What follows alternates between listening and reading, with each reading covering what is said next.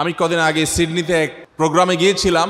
এক বাংলাদেশি ভাই আমাদের, তিনি তার সন্তানের কথা বলতে গিয়ে চোখের পানি ছলছল করে তিনি বলছিলেন যে ভাই, ছোটবেলা থেকে নিজে কোলে পিঠে করে সন্তানকে মানুষ করেছি, এখন আমারই মেয়ে বাসা থেকে বের হয়ে চলে গেছে, সে তার মতো করে থাকে, আমাদের বাসায় আসে না, কারণ এই সমাজ তাকে সে রাইট দিয়েছে যে সন্তান 18 বছর হওয়ার পর তার যা খুশি তা করবে। এমনকি 18 বছর হওয়ার দরকার না, ছোট থাকলেও সন্তানকে কিছু বলা যাবে না, বললে সন্তান পুলিশ কল করে বাপ মাকে ধরাই দিতে পারবে, এটা তার রাইট।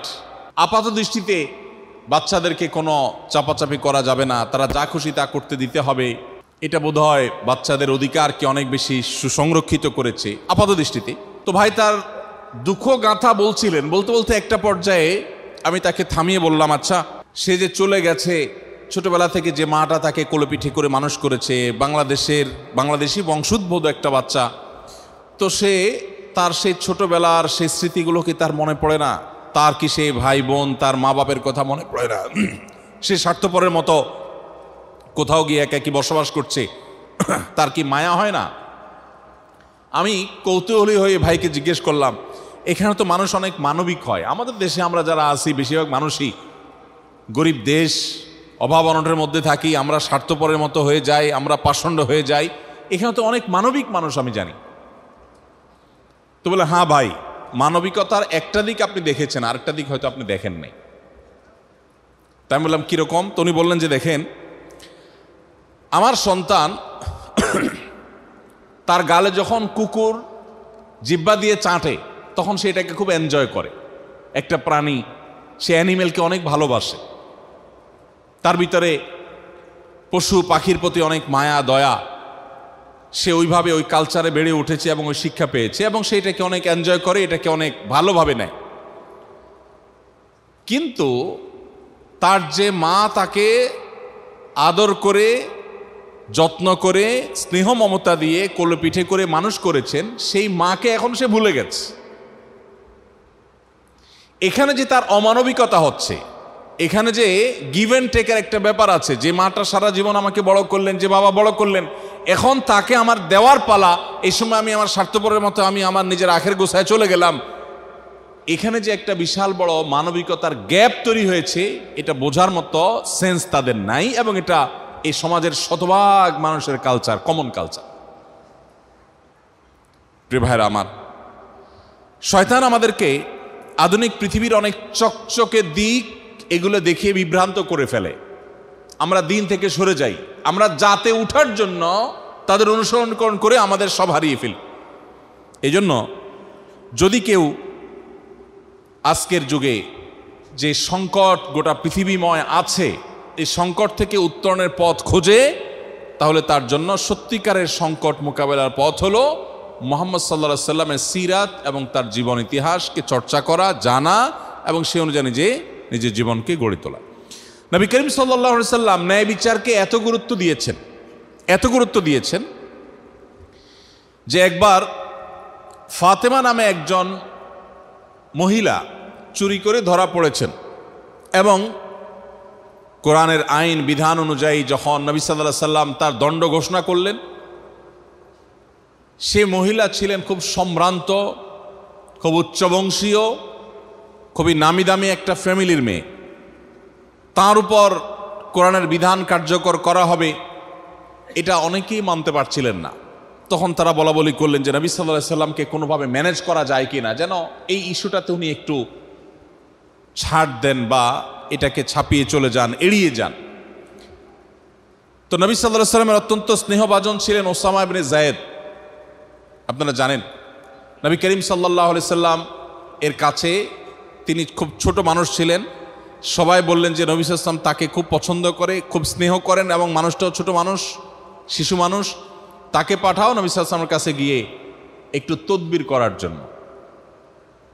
তো ওসামা ইবনে যায়েদ যে বললেন, হে আল্লাহর রাসূল, ফাতেমা বিনতে কায়েস সম্ভবত এই ভদ্র মহিলা, তার ব্যাপারে যে বিধান আপনি দিয়েছেন কোরআন অনুযায়ী, এটা একটু ছাড় দেওয়া যায় না, সম্ভ্রান্ত পরিবারের মহিলা। নবী সাল্লাল্লাহু আলাইহি সাল্লাম রাগান্বিত হয়ে গেলেন এবং বললেন, মুহাম্মদের মেয়ে ফাতেমা যে আছে, মুহাম্মদের মেয়ে ফাতেমাও যদি আজ চুরি করে ধরা পড়তো, তাহলে তার হাত কর্তন করার নির্দেশ দিতে আমি কার্পণ্য করতাম না। প্রিয় ভাইরা আমার, আজ নবী করিম সাল্লাল্লাহু আলাইহি সাল্লামের এই যে ন্যায়পরায়ণতা, এটা দুর্ভিক্ষ আজ সমাজের চতুর্দিকে, চতুর্পাশে এই দুর্ভিক্ষ আজ চলছে। আমরা হয়তো অনেকেই মনে করি যে এই জাতীয় ইস্যুগুলো তো আমাদের সাথে সংশ্লিষ্ট না। যারা ক্ষমতার কেন্দ্রবিন্দুতে আছেন, যারা বিচারকের চেয়ারে আছেন, ন্যায় নিষ্ঠা, ইনসাফ করা, ন্যায় বিচার করা, এই বিষয়গুলো তো তাদের ইস্যু। আমি একটু আগেই দেখাবার চেষ্টা করেছি যে আমাদের জিন্দেগির প্রত্যেকটা পদক্ষেপেই ন্যায় বিচার করার প্রশ্ন আছে। বিশেষ করে আমাদের বাংলাদেশের মানুষের রক্তে মাংসে এমনভাবে দুর্নীতি, নিয়মভঙ্গ করা, এটা এমনভাবে মিশে গেছে আমাদের সাথে, এটাকে আমরা দোষের জিনিস মনেই করি না। 5 ওয়াক্ত নামাজ তো নামাজ, তাহাজ্জুদ যে লোকটা পড়ে সেও অন্যায় তদবির করার জন্য যায় কি যায় না? এবং এখানে যারা আছেন আপনাদের চাইতে এটা আর ভালো কে বুঝবে। আমাদের ঘরের অভ্যন্তর থেকে নিয়ে, রাস্তাঘাট থেকে নিয়ে, অফিস আদালত থেকে নিয়ে রাষ্ট্রের সর্বোচ্চ পর্যায় পর্যন্ত প্রত্যেকটা সেক্টরে, প্রত্যেকটা জায়গায় যে পরিমাণ ন্যায় বিচারের সংকট আছে, এই ন্যায় বিচারের সংকট মোকাবেলা করার সবচেয়ে সহজ পথ হলো মুহাম্মদ সাল্লাল্লাহু আলাইহি সাল্লামকে চর্চা করা, তার সিরাত অধ্যয়ন করা, তার অনুকরণ অনুসরণ করা এবং তাকে আমাদের জীবনে প্রাসঙ্গিক করে তোলা। সমাজকে পরিবর্তন করবার জন্য এর চাইতে কার্যকর আর কোনো পথ আমাদের সামনে খোলা নেই। আপনি পৃথিবীতে অনেক সমাজ পাবেন যেই সমাজে ন্যায় বিচারের অনেক সুন্দর সুন্দর উদাহরণ আছে। আপনি যদি পশ্চিমে চলে যান, পূবে চলে যান, ইউরোপ আমেরিকাতে চলে যান, আপনি দেখবেন ন্যায় বিচারের দারুণ দারুণ উদাহরণ আছে।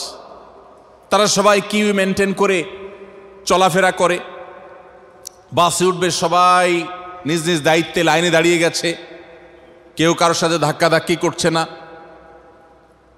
এরকম ন্যায়সঙ্গত আচরণের বহু দৃষ্টান্ত পাবেন। কিন্তু সেই সমাজেই আবার দেখবেন অসংখ্য অগণিত অবিচার চলছে, যেগুলো হয়তো আপনার আমার চোখে বা দৃষ্টিতে ধরাও পড়ছে না। সে সমাজের মানুষ তাদের ট্যাক্সের টাকায় যখন ফিলিস্তিনের নিরীহ মানুষের উপরে বোমা মারা হয়, তখন তারা মুখে কুলুপ এঁটে বসে থাকে। ন্যায় বিচার না অবিচার? অবিচার। মুহাম্মদ সাল্লাল্লাহু আলাইহি সাল্লামের আদর্শের বাইরে পৃথিবীতে যত চকচকে তকতকে, যত আদর্শ, যত সৌন্দর্য আপনি দেখবেন, সেটার একটা লেয়ার অনেক সুন্দর দেখা গেলেও তার পেছনের লেয়ার অনেক কালো, নিকষ কালো, অন্ধকার।